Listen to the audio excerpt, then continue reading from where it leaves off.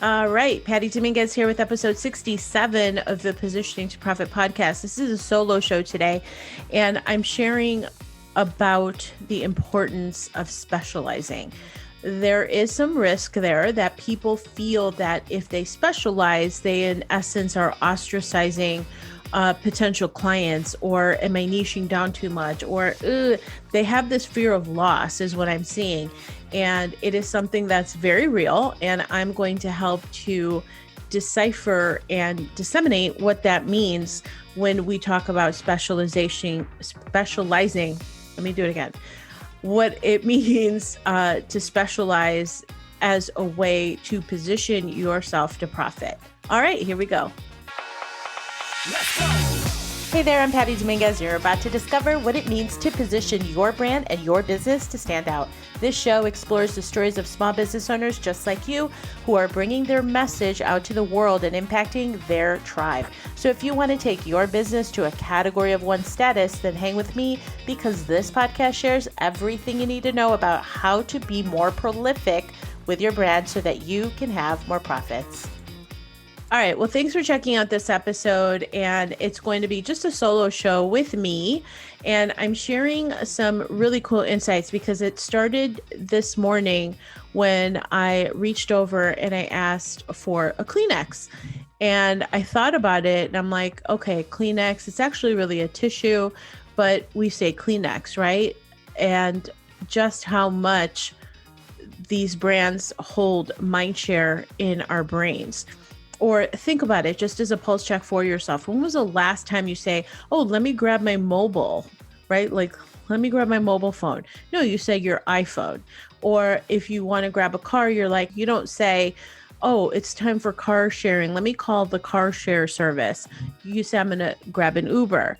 Or I have a vacation home that I'm looking at, or I booked a vacation home. You say I booked an Airbnb.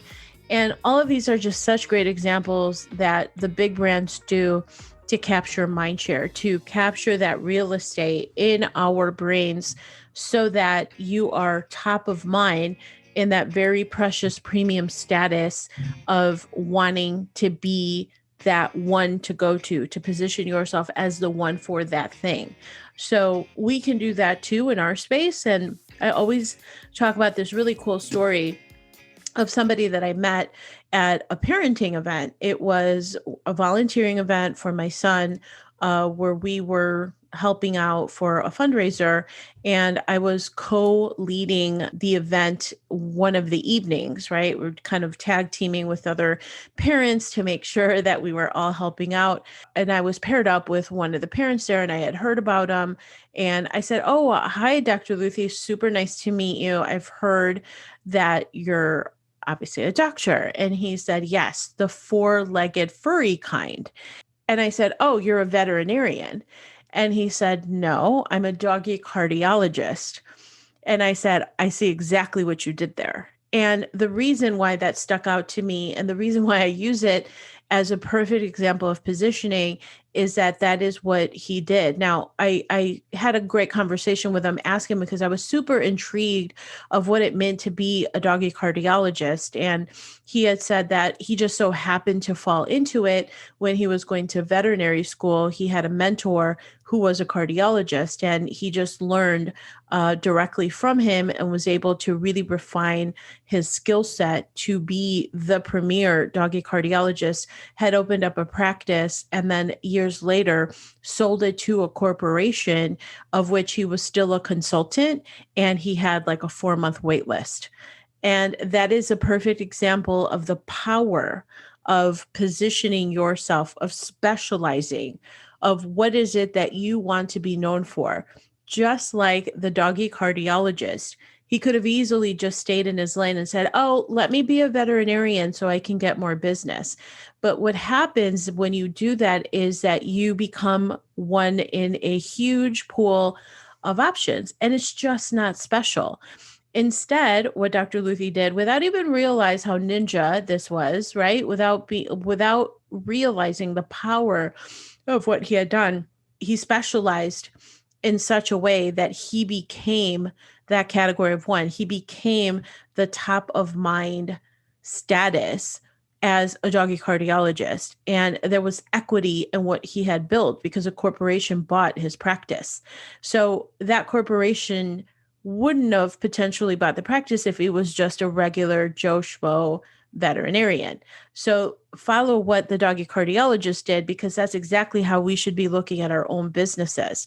I can tell you firsthand that for me, when I, for a hot minute, was saying that I was a business coach, it's not exciting. It wasn't standing out. And so I really had to hone in on what is it that I want to specialize in, that I want to be known for. And now very clearly I say positioning to profit. I'm a positioning expert. I help you create your category of one so that you can make the competition irrelevant. That's what I stand for. Now, does it go into other areas of marketing? Yes. Do I talk about funnels and things like that? Yes, things that are relevant to where my clients are. But what I want to be known for is positioning. So when you specialize, there's a lot of benefits to that. And it all comes down to claiming your space, claiming what I call the white space so that you're capturing mind share. The other benefit is that you're memorable. The other benefit is that you can also command a higher premium as a result of that. And so I really want you to see specializing as an opportunity and not a risk. If you've ever been in that situation where you think you're like, yeah, but I'm going to be turning away business, that it by no means is the case. I had a great conversation with a young entrepreneur where she reached out and I'm like, yeah, sure, let's talk, just as a pure give, as an act of what my mentor calls Aini, where I'm just giving to give because I know that I can serve and help somebody. And we had a great conversation and she was asking about this very thing, is that there was a sense of fear that she was going to be somehow missing out, like some FOMO, like there was some fear of missing out if she, in fact, was specializing.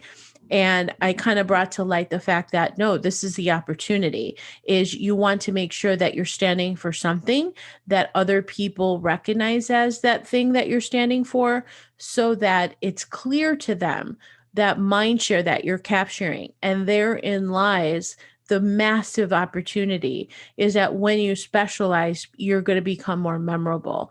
I know that happened when I focused and I said, I'm a positioning expert, and I really became a student of the game. And I look and I'm always constantly refining to make sure that I'm always standing in integrity, but more importantly, so that I know that I can deliver in integrity what I say, what I'm going to do. So if you are in a situation where you're not sure what you stand for or what you could specialize in, what is it that you could do that really makes you happy, right? That is something that you enjoy doing. Because if you're just doing it for the money, which was a conversation that came up with a young entrepreneur, she's like, yeah, but that pays me more. Okay, but that's only going to be short term, because if it doesn't really jazz you up, if it's not something that excites you, like you need to Marie Kondo your career, right? Does it bring you joy? Because if it doesn't, you're only doing it, and chances are it's going to be a short term thing. I've gone through that myself. I was working on kind of a done for you model years back, and I can honestly say it was horrible. Like, I just didn't like it. I hated it. I felt like an employee again, and it was just not resonating with me whatsoever. So I knew, I was like, okay, this isn't where I want to live. I mean, going back to my corporate experience, I was never necessarily the executional, tactical type of person. I've always been more strategic. So just really tapping into what are the skills and the areas that I really want to live in, the things that bring me joy, and how do I refine it? And if you're looking for something like that to really figure out what it is that you're doing, I have this really cool kind of like a mini positioning course. If you just go to positioningtoprofit.com/free, FREE, again, positioningtoprofit.com/free, you'll get that for yourself. It's like a 3-parter. It's a great way to assess, hey, what do I want to be known for? It includes a survey of questions that you can ask people. Go outside and surveying your peers and people that you've worked with, maybe family members, friends, etc. And so at any rate, it'll help guide you, and if anything, get your wheels turning so that you can start that process of really figuring out where the opportunity is, of where you can specialize, in case you don't know where you can specialize. So that is my recommendation. You for sure should consider specializing, because not only are you going to stand out, you can charge higher premiums, and you can really claim that white space that is just prime real estate as it relates to capturing that mind share and really building that category of one. All right. So there you have it. That is my solo show for today. Make sure to hit the subscribe button, and of course on Spotify or on iTunes. And if you haven't left a rating and review and you are enjoying the show, it would mean the world to me if you would do that. And please check out positioningtoprofit.com. There's an advisory program that I'm rolling out early next year. And if you want more information, just go to positioningtoprofit.com. I hope that you are building your category of one and making your competition irrelevant. All right. Thanks so much. See you next time. Thank you so much for checking out the Positioning to Profit podcast. If you haven't already done so, please make sure to hit that subscribe button so you don't miss any new episodes. And also, it would mean the world to me if you would take a quick moment to leave a rating and review on iTunes, Stitcher, SoundCloud, or your favorite podcast player. It really helps to get the word out about the podcast and, of course, the featured guests. And lastly, please make sure to connect with me on social media. Facebook, Instagram, Twitter, LinkedIn, I'm on all of them, and use hashtag positioning to profit so that I can search you out and connect that way too. All right. Thanks so much. See you next time.